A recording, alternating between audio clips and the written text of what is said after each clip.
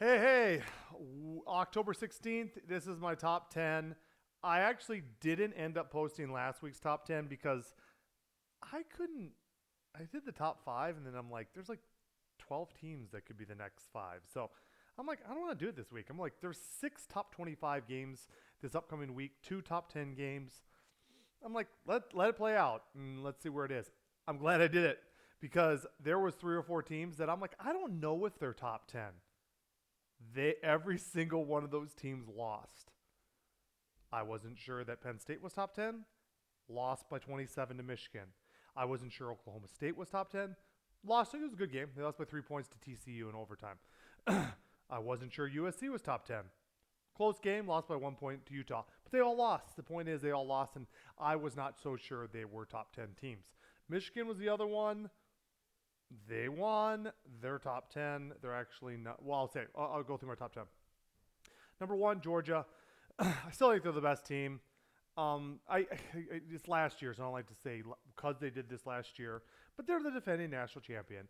They beat a team that's going to be in my top 10, as you'll see, by 46 points. Well, it was in Georgia, but still, I think they're the best team.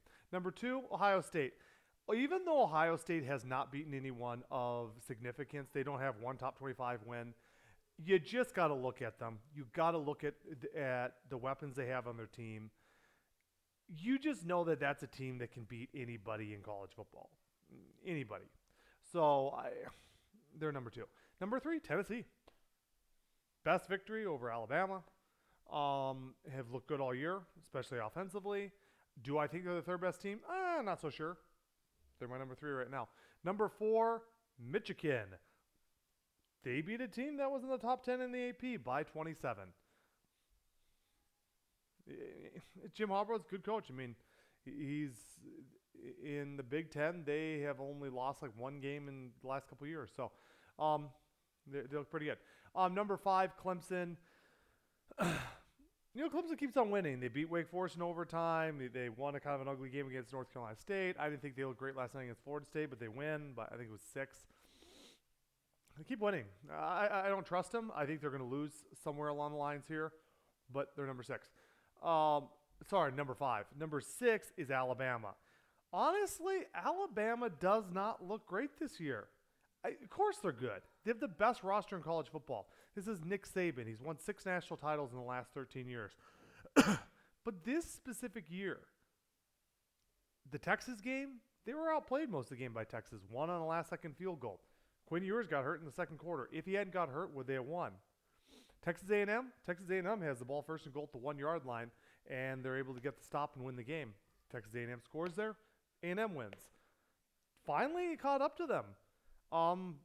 Got down early, came back, even took a lead after they did a scoop and score. But I don't think they're that great. I think that on offense, Bryce Young's amazing. Absolutely amazing. Play calling a little weird. Still have wide receivers that don't consistently get separation.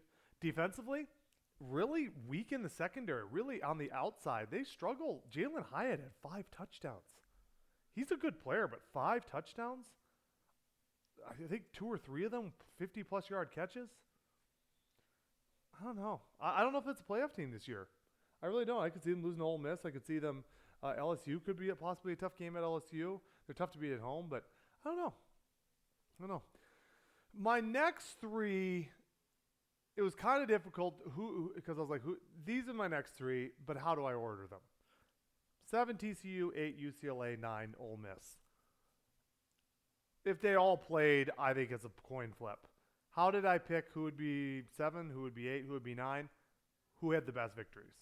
I think TCU beat the best team in Oklahoma State.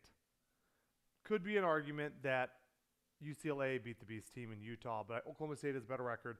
It's rated higher in the AP, so I'm going to give Oklahoma State over Utah.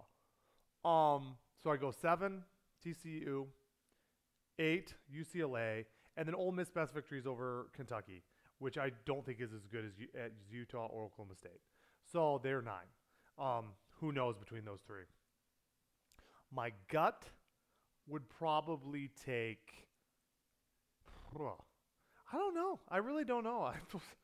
Because they all have their strengths and all of their weakness. I don't really trust TCU on defense, but I think they have a great offensive coach. They have Quentin Johnson, one of the best wide receivers in college football. UCLA, don't trust them on defense, but between Dorian Thompson-Robinson, Zach Charbonnet, and Mike Bobo have these weapons on offense and a great offensive coach in Chip Kelly, just like Sonny Dykes is a great offensive coach with Texas Christian. And then Ole Miss is, Kiffin's a genius when it comes to the opposite side of the ball.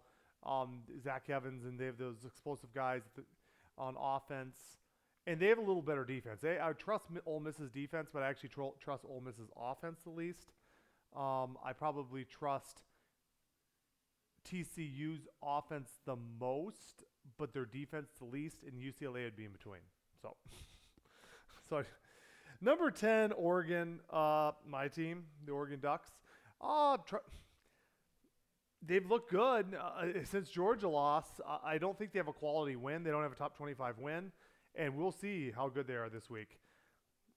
Offense has been 40-plus every game since, points every game since, 500-plus yards every game since. Bowman Nix is 20 touchdowns, 12 through the air, 8 through the ground. Dynamic running game, solid defense. I think they're pretty good, but do I trust that they're going to stay in the top 10? They're number 10 in the AP right now. No, but they could. And this will be if they come out here and really beat UCLA, then I'm like, you know what? Oregon's just pretty good. They got their butts kicked by Georgia, but this is a team that definitely could win the rest of their games and win the Pac-12, and who knows, sneak into the playoffs. So we'll see this week. Anyways, guys, check it out this week. Some great games, 5 top 25 games, and we'll be doing the podcast on Wednesday with the over and unders, and you'll see how we did. All right.